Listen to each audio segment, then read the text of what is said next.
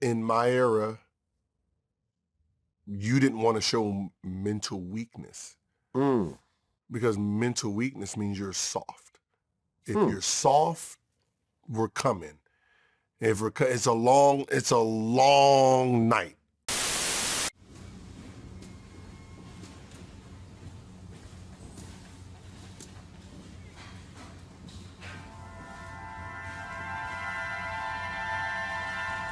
We're trying to figure out everyone's weakness. What is your weakness? So when we hear something, read something, like we hear a story about you, like we're sitting here trying to poke holes. Since the beginning of times, trash talking has always been a big part of the NBA. It ain't against the rules to make a layup. Reggie and Magic, trying to psych him. Magic, you know you can't make these two. You know you can't make it. Ignore him. Hey, Mike, you got to shoot it quick. I'm getting to that. Go ahead, you already. Yeah, but I'm getting to that. I know where you're going. I'm getting to that. No. You got to get up quick. If you knew where I was going, why you go for the fake? Facing that fair world tour, they don't love you like that. You thought you was Kobe? Yeah. You got to play some better defense than that. Woo! Gotcha. Hell no. Trash ass nigga. Alone just before he shot those free throws. You guys are close friends. What did you say to him to throw him off? I said the mailman doesn't deliver on a Sunday. He missed the foul shot. Game 7 in Seattle last year in the West. Mailman doesn't deliver on Sunday. For Utah's sake, tonight he must.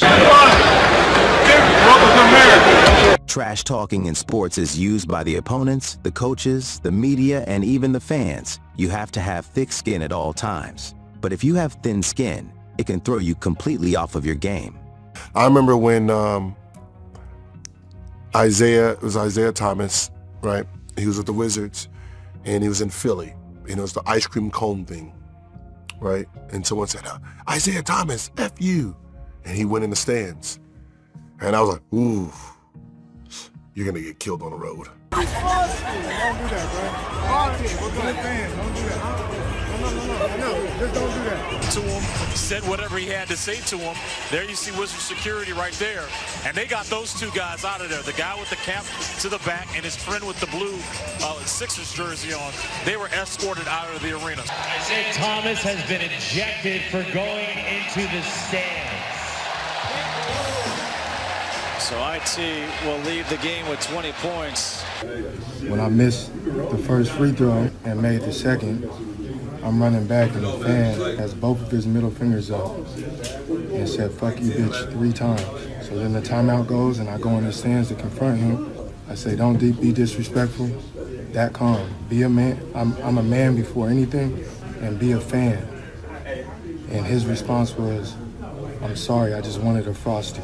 Because if you miss 2 free throws, I guess the fans get a Frosty.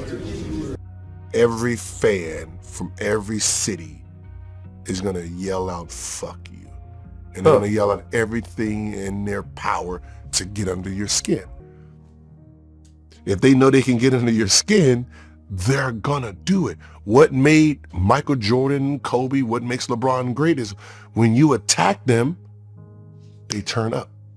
I was playing in Oklahoma City, and I switched out on Kobe, on the pick and roll. Now, I clapped my hands, and I was like, "Let me see it."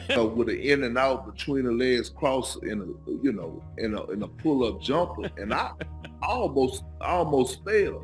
And we was running back down the floor, and he was like, "All right, don't make me tear that other ACL." Those great men, when they went into those environments, and people got the poking, and they turn up. If you don't turn into Air Jordan, we gonna blow y'all out. That tongue went long. 4 straight threes. Ooh. He just looked at me too to let me know. And Larry Bird and I sitting down. So he come in with his cigar. I just want y'all to know. There's a new sheriff in town.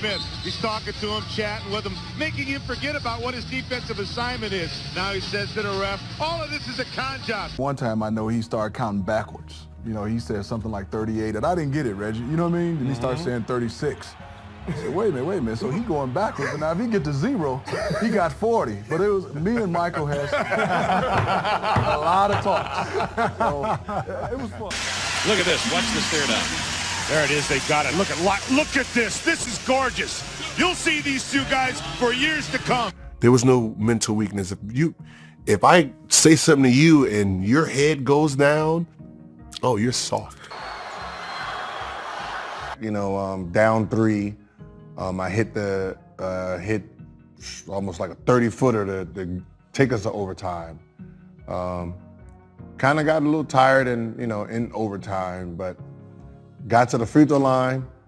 You know, it's butter. Game's over. We're up 1. I'm about to hit these 3. This is easy. You know, and when he tapped me and he's like, you know, if you miss these, you know, that's game. And for that 1 second, I became human and thought about it. If I miss these, he's gonna win. How? We're up 1. You know, and it had me thinking about it. And I can even see it on my face when I watch, like, oh yeah, you're missing these, bro. And then I missed the first one, and I'm sitting there like, how the hell did I miss that? That's just so off. Missed the second one, and I'm sitting here like, Olajuwon, another motherfucker that talk shit to you. Yeah, Olajuwon would do some shit like take his mouthpiece out and say, I'm hitting him with lateral movement. He can't do anything. Olajuwon might hit you with some, you hit him with lateral movement. Yeah, I mean, I interviewed Gary Payton. That was one of his weapons. Yeah. One of his weapons was to trash talk you to the point where he could potentially break you. Gary Payton. I mean, Gary Payton was, I remember our point guard early on in my career, he didn't want to bring the ball up against Gary. And that's really kind of how I started bringing the ball up and playing point forward.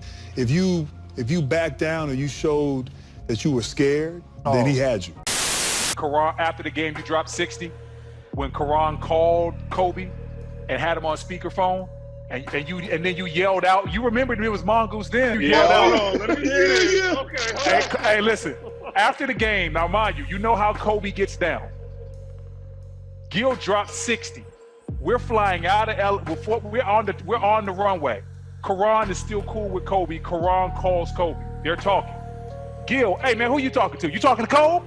Put him on speakerphone. Hey man, if you the Black Mamba, I'm the Black Mongoose. Black Mongoose, yes, you're right. Oh. Yeah, he's on speakerphone. Kobe was like, I'm gonna remember that when you come see me, when I come see y'all in DC. You're like, I don't care, you can't hold me. And then he proceeds to dance around the plane yelling, Mongoose, Mongoose. Yes. That is how their little rivalry started. How did I because the forget next game, when we played in DC 2 months later, Kobe walks by, he doesn't shake anybody's hand. He smacks Gil on the butt and is like, remember you asked for this. And they proceeded to basically play one-on-one for the whole first half. And they're literally going at each other every single play. Kobe ends up dropping 40 in 3 quarters, but that